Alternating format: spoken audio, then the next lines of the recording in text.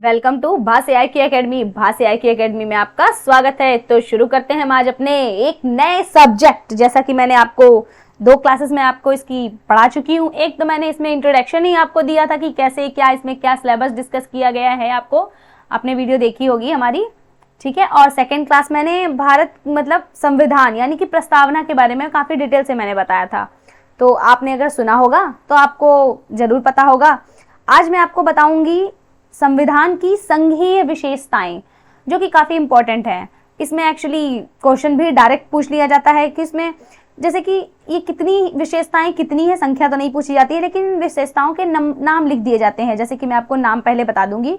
द्वैध राज पद्धति, लिखित संविधान, शक्तियों का विभाजन, संविधान की सर्वोच्चता, कठोर संविधान, स्वतंत्र न्यायपालिका, द्विसदनीय।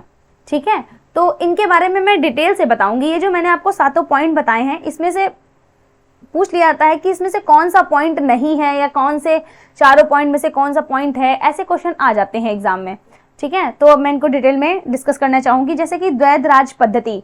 द्वैध राज पद्धति का मतलब क्या होता है, यानी कि जो इसमें जो संविधान में जो मतलब इनको जो शक्तियां दी गई हैं वो राज्य स्तर पर और केंद्र स्तर पर दोनों को अलग अलग बांटी गई हैं।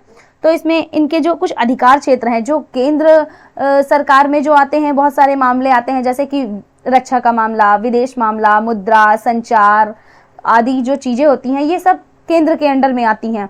और जो राज्य के अंडर में आती हैं वो आता है स्थानीय महत्व के मुद्दे आते हैं, सार्वजनिक व्यवस्था आती है, कृषि आती है, स्थानीय प्रशासन आता है, स्वास्थ्य का मुद्दा आता है। ये सब चीजें जो होती है राज्य देखता है। इससे कि ये होता है कि दोनों के बीच में कभी टकराव नहीं होता है, सब पता रहता है कि कौन किसको क्या संभालना है। तो एक ये अच्छा पॉइंट है हमारे संविधान का।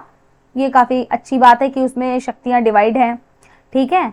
अब एक चीज आती है हमारी, ये दूसरा पॉइंट हमारा है लिखित संविधान, ठीक है। लिखित संविधान तो आप हमारा जानते हैं, हमारा भारत का संविधान सिर्फ लिखित ही नहीं है, ये विश्व का सबसे बड़ा और विस्तृत सबसे बड़ा संविधान भी बोला जाता है इसे। इसमें जो पहले जो प्रस्तावना के साथ जो अनुच्छेद थे वो 395 थे और 22 भाग और 8 अनुसूचियां थी। लेकिन अब धीरे धीरे समय के साथ इसमें परिवर्तन होता गया है। तो वर्तमान समय में थोड़ा कम ज़्यादा एक्चुअल गिनती तो मैं नहीं बता सकती, लेकिन लगभग के आसपास हमेशा इसमें लगा रहता है। तो इसमें 450 अनुच्छेद बोले जा रहे हैं, 24 भागों में विभक्त है और 12 अनुसूचियां हैं। ये तो सही गया, ठीक है। तो इसमें ये चीजें मैं बता रही हूँ, ठीक। ये है लिखित संविधान की विशेषता। लिखित संविधान का क्या अर्थ है वो मैंने आपको बताया। अब तीसरा हमारा जो पॉइंट आता है वो आता है शक्तियों का विभाजन। अभी आप कहेंगे द्वैध राज पद्धति आपने बताई, अब आप शक्तियों का विभाजन बता रहे हैं। मैं समझ नहीं पा रहा, एकदम कंफ्यूज हो गया हूँ, क्या मतलब है इसका। मैं बता रही हूँ, 2 पद्धतियों का मतलब है तो इसमें 2 भागों में इनको डिवाइड किया गया है। और शक्तियों का विभाजन है तो इनको अलग अलग शक्तियां दी गई हैं कि तुम ये कार्य करो। तो इसमें केंद्र सूची एक होती है, एक राज्य सूची होती है, एक समवर्ती सूची होती है। तो केंद्र सूची के जैसे कि बहुत सारे विषय आते हैं, क्या जैसे कि मैंने जो ऊपर के मामले बताए कि जो केंद्र के अंडर में आता है, रक्षा मामला, विदेश मामला, मुद्रा, संचार, ये केंद्र में आता है। और जो राज्यों में आता है, सार्वजनिक व्यवस्था, कृषि, स्वास्थ्य, स्थानीय प्रशासन। तो ऐसे ही कुछ मामले ऐसे होते हैं जो समवर्ती सूची में रखे जाते हैं, जिसका मतलब देख रेख जो है दोनों करते हैं, राज्य भी करता है, केंद्र भी करता है। तो इनके जो विषय हैं वो विषय आप देख लीजिए कौन कौन विषय हैं, कितने विषय हैं। केंद्र सूची में जो है वैसे तो 100 हैं, 100 विषयों की बात की गई है, लेकिन इसमें मूलतः जो रखे गए हैं मतलब वो 97 है। राज्य सूची में जो रखे गए हैं 61 रखे गए हैं, लेकिन मूलतः 66 भी बोले आते हैं, क्योंकि इस राज्य सूची के कुछ विषयों को हटाकर इसमें समवर्ती सूची में लाया गया था। वो मैं अभी आपको बता दूंगी, सिर्फ वही 5 पॉइंट, ठीक है। और जो समवर्ती सूची में होते हैं वो 52 विषय हैं और मूलतः 47 है। तो इसमें जैसे कि केंद्र का मैंने बता दिया, राज्य का बता दिया। तो जैसे कि कुछ विषय थे जो समवर्ती सूची में आ गए थे, एक तो शिक्षा का मामला, नाप तौल, वन्य जीव, वन संरक्षण अधिनियम, इस प्रकार के जो मतलब आए थे विषय वो समवर्ती सूची में रखे गए थे। और ये ऐसा इसलिए होता है ताकि केंद्र और राज्यों के बीच में मतलब कोई टकराव की स्थिति ना उत्पन्न हो और आराम से खुशी खुशी लोग अपना जीवन यापन कर सकें, ठीक है। अब नेक्स्ट हमारा पॉइंट आता है संविधान की सर्वोच्चता। इसमें कहा गया है कि संविधान ही हमारा सर्वोच्च है, यानी कि संविधान के ऊपर कुछ भी नहीं है। जैसे कौन कौन से हमारे न्यायपालिकाएं कितनी होती हैं, मतलब पालिकाएं कितनी है, विधायिका है, कार्यपालिका है, न्यायपालिका है। इन तीनों को स्थान तो सबको महत्व है, महत्वपूर्ण सबका स्थान है, लेकिन ये तीनों को मतलब ऐसा ये सबसे सर्वोच्च अगर कहा गया है तो संविधान है, उनके सबके नीचे, संविधान के नीचे ये सारी चीजें आती हैं।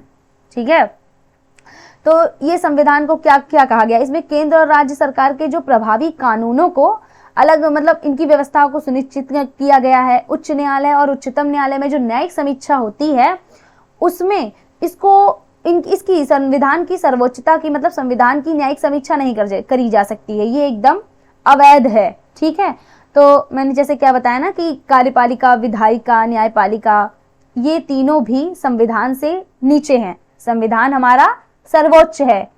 ठीक है, क्योंकि सब कुछ हमारा संविधान में ही निहित है, इसलिए हमारा संविधान हमें पता होना चाहिए कि हमारे क्या अधिकार हैं। जैसे कि मैंने आपको प्रस्तावना में बता रखा है आपको फर्स्ट वीडियो में, तो आप वो मेरी वीडियो देख लीजिएगा, तो जिससे आपको समझ में आ जाएगा कि हर इंसान के क्या राइट्स हैं। ठीक है, अब आता है कठोर संविधान। हाँ, मानते हैं हमारा संविधान कठोर है, जैसे कि संविधान द्वारा शक्तियों का विभाजन और संविधान की सर्वोच्चता तो बनाई रखी जाती है। ठीक है, लेकिन इसमें संशोधन की प्रक्रिया भी सम्मिलित है, संशोधन कर सकती हैं समय आने पर। ठीक है, और इसमें बहुत सारी चीजें हैं, जैसे कि अगर क्या कहते हैं कुछ प्रावधान भी किए गए हैं, जैसे कि केंद्र राज्य संबंध भी है इसमें, कि केंद्र राज्यों का संबंध कैसा रहेगा। न्याय का एक गठन भी किया गया है कि किस तरह से न्याय किया जाए कि जिससे किसी की क्या बोलते हैं उसके अधिकारों का, उसकी प्राथमिकताओं का हनन ना हो, न्याय की भी बात की गई है। ठीक है, अगर कोई मतलब कुछ किसी से कुछ पारित करवाना होता है, कुछ राज्य का कोई मैटर आता है, तो संसद जो है उसे विशेष बहुमत से, आधे राज्यों की स्वीकृति से, इन सब चीजों से वो पारित करवाती है। तो ये सब चीजें हमारे ना कठोर संविधान का एक हिस्सा हैं। ठीक है, अब आती है हमारी स्वतंत्र न्यायपालिका। हाँ, स्वतंत्र है, स्वतंत्र इसलिए है क्योंकि इसके जो अधिकार मतलब इसके जो ये निर्णय देती है हमारी न्यायपालिका, ये किसी के अंडर में रहकर नहीं देती। हमारी न्यायपालिका है, स्वतंत्र है, इसलिए अपने अधिकारों के लिए कोई भी सर्वोच्च न्यायालय या उच्च न्यायालय की कुंडी खटखटा सकता है कि प्लीज हमारे अधिकारों की रक्षा कीजिए, इसलिए इसे स्वतंत्र न्यायपालिका कहा गया और ये आपकी गुहार सुनेगी भी। ठीक है, इसी एक न्यायिक समीक्षा का प्रयोग के लिए संविधान की सर्वोच्चता को स्थापित करना है। जैसे कि संविधान सर्वोच्च है, अभी मैंने बताया था संविधान की सर्वोच्चता, संविधान सर्वोच्च है, तो इसीलिए इसको न्यायिक समीक्षा के प्रयोग के लिए लाया गया है संविधान न्यायपालिका को। ठीक है, अगर इसमें कौन से मामले भी ये देखता है, जैसे केंद्र और राज्यों के बीच में कोई मतलब मुठभेड़ हो जाता है, थोड़ा बहुत मनमुटाव चलने लगता है, तो वो ये उनके विवादों को भी निपटाता है। और बाकी इंसान मतलब रिट हैं, रिट तो आपको मैं आगे डिटेल में बताऊंगी क्या रिट हैं। ठीक है, तो ये जैसे कि मैंने बता दिया ना कि मतलब मूल अधिकारों की रक्षा करना, हमारे अधिकार, तो बस एक वर्ड याद रखिएगा, अधिकारों की रक्षा करता है ये संविधान, ये मतलब न्यायपालिका हमारी। ठीक है, अब एक पॉइंट हमारा आता है जो कि लास्ट पॉइंट है, अंतिम 7 पॉइंट है, द्विसदनीय। अब द्विसदनी का यहाँ से क्या मतलब है? द्विसदनी का मतलब ये होता है कि यहाँ पे दो सदन की विधायिका है, एक होता है उच्च सदन यानी कि राज्यसभा, एक होता है निम्न सदन जो कि लोकसभा। तो आप लोग राज्यसभा और लोकसभा के बारे में तो जानते ही होंगे, क्योंकि लोकसभा में ही हमारा जो प्रधानमंत्री होता अधिकतर लोकसभा से ही चुना जाता है। आप लोग डायरेक्ट वोट देते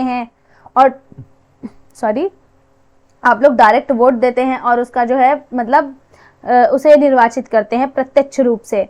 तो ये चीज यही बताई गई है कि उच्च सदन होता है, एक निम्न सदन होता है। तो जो होता है भारत में राज्यों का प्रतिनिधित्व, राज्यसभा जो है वो राज्यों का प्रतिनिधित्व करती है, और जो लोकसभा होती है वो भारत के लोगों का प्रतिनिधित्व करती है, यानी कि जनता का प्रतिनिधित्व करती है। ठीक है, हाँ, राज्यसभा के पास थोड़ी कम शक्तियां हैं, लेकिन लोकसभा के पास तो मतलब अच्छी खासी शक्तियां हैं, वो अपनी शक्तियों का प्रयोग भी करता है और जो होता है लोगों के, नागरिकों के हितों की रक्षा भी करता है। ठीक है, तो आपको अब यहीं पे मेरे समाप्त होता है संविधान की संघीय विशेषताएं। तो नीचे हमारे सोर्सेस दिए हुए हैं, आप उन्हें फॉलो कर सकते हैं। और अगर आपको कोई डाउट्स हो, कुछ ना समझ में इसमें आया हो, तो आप प्लीज कमेंट के माध्यम से हमसे पूछ भी सकते हैं, हम उसका जरूर डिस्कशन करेंगे आपके साथ। और इसके पीडीएफ जैसे कि आपको तो वो टेलीग्राम पे मिल जाएंगे। इसी के साथ हम अपने विदा लेते हैं और प्लीज़ हमारा चैनल लाइक एंड सब्सक्राइब कर दीजिएगा। अगर ज़रूरत लगा हो, इम्पॉर्टेंट कुछ हो तो प्लीज़ आगे शेयर भी कर दीजिएगा।